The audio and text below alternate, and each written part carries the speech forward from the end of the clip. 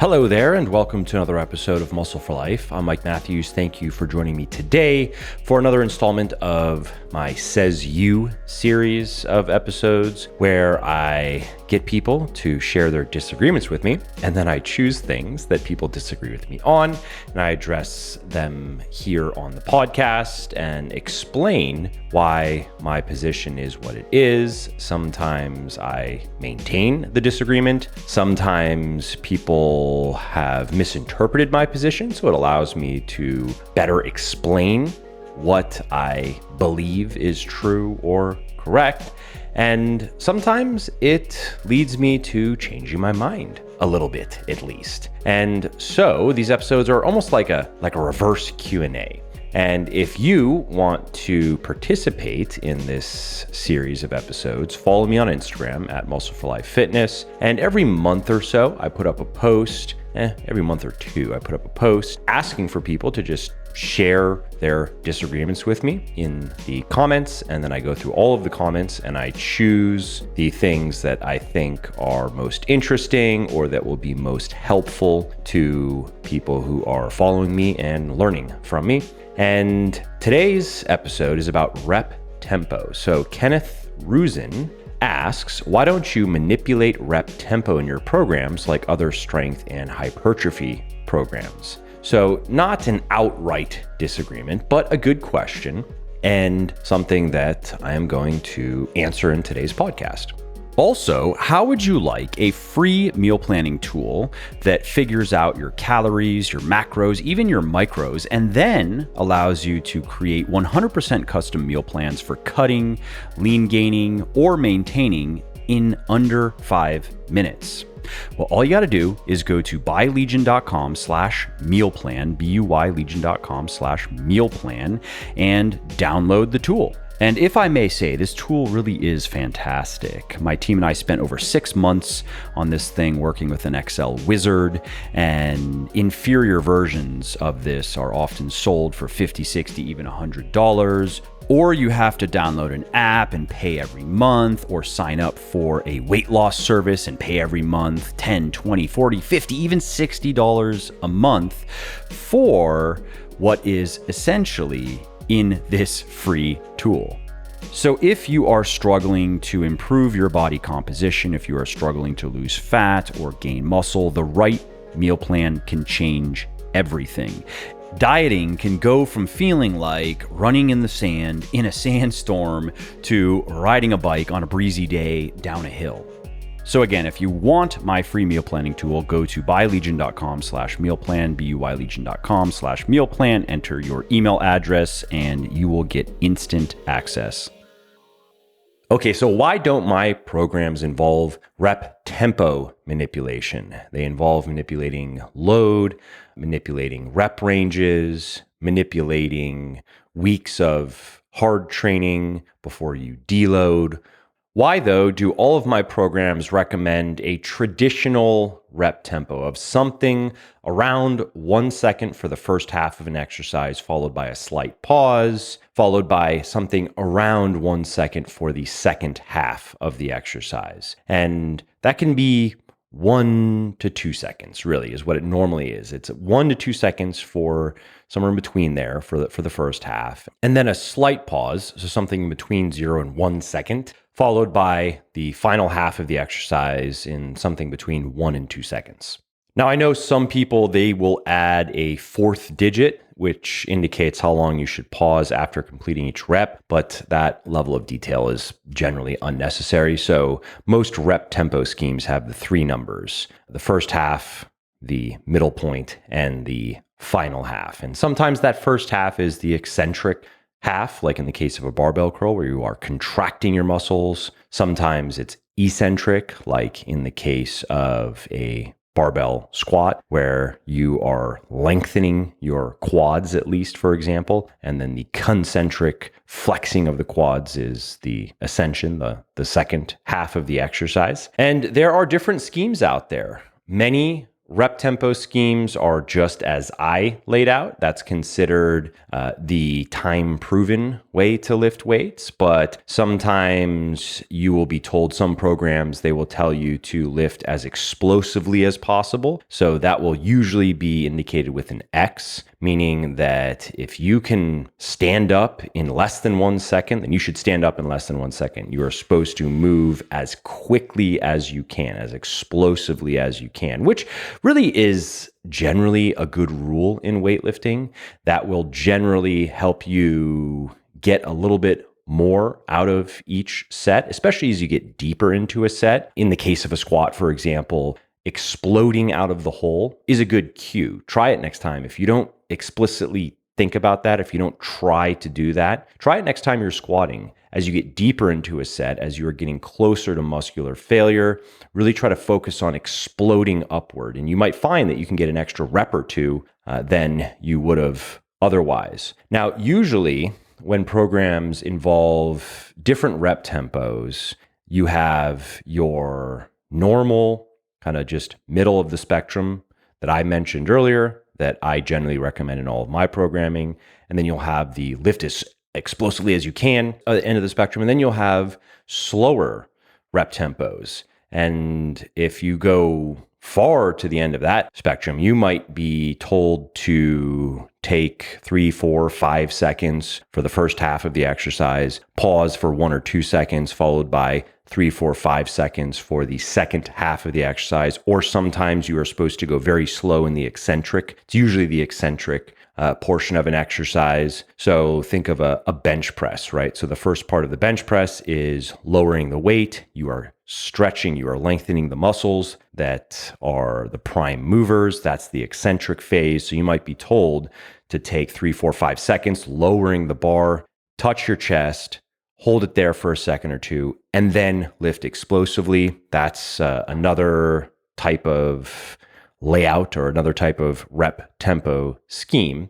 And the primary reason I don't do any of that in my programs is it's not very effective. If our goal is just to gain muscle and strength as quickly as possible, and we are not competitive weightlifters or competitive strength athletes who can benefit from some explosive work in particular, just to train fast bar speeds. Because of course, as your bar speed slows down, you are getting closer to failing, to not being able to complete another rep. And there are 2 ways to improve your bar speed. One is just to get stronger. And that is the primary way to increase your bar speed on a given exercise with a given amount of weight. You have to get stronger. And then you can perform the exercise faster, more explosively with that weight. But you can also supplement that primary training, that primary mechanism, with secondary training, or with a secondary mechanism. And that is to use lighter loads and to intentionally lift them very quickly. And that is meant to help train your body to recruit as much muscle mass as quickly as it possibly can. And that, of course, helps a lot when you are trying to lift a lot of weight. The faster you can generate bar speed, the more likely you are to complete the rep. Think of the deadlift. And for some people, depending on their anatomy and their personal strengths, if the bar gets to their knees or slightly above their knees, for example, they are going to complete the rep. They are going to be able to lock it out. But if they can't get the bar off the ground fast enough, and if they can't get it to around their knees or slightly higher than their knees, they're going to fail the rep. Well, in that case, if you can train to improve your strength, and that's where most of your training focuses on, and improve your ability to recruit that muscle, that strength that you have as quickly and as violently as possible, then you can get the most performance, the most output from what you've got. Now, how relevant is that to me, or probably you and many other people listening who are at most, maybe you could say, lifestyle bodybuilders? I'm not a competitive bodybuilder. I don't plan on being a competitive bodybuilder. I'm not a competitive strength athlete, even though I do this stuff for a living and I do, quote unquote, take it seriously, right? Well, it's not very relevant. There is no good reason to include explosive training in a program that is meant to help amateur weightlifters gain muscle and strength and even reach the pinnacle of their genetic potential. It's just not necessary in the same way that it is necessary or beneficial if you are simply trying to max out your squat, bench press, and deadlift. So that's why I don't include super fast training, so to speak, in my programming. And I also don't include slower rep training or super slow rep training because, unfortunately, it is at best no better than the 1-0-1 or 1-2, 0-1, 1-2 approach that I mentioned earlier. And some research shows that it is inferior if we are looking to gain muscle and strength. Now, why is that?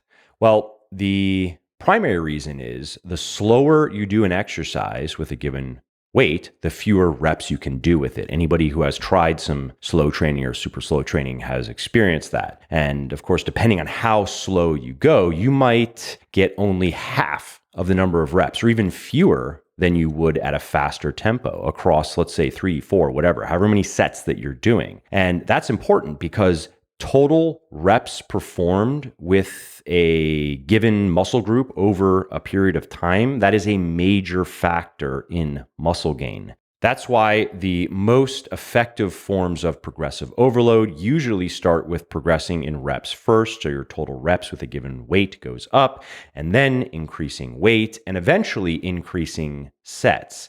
And the reason why sets are often increased last is you can only do so many hard sets taken close to muscular failure, per major muscle group per week before you start burning out, before the wheels start falling off. The ceiling for most people is probably around 20.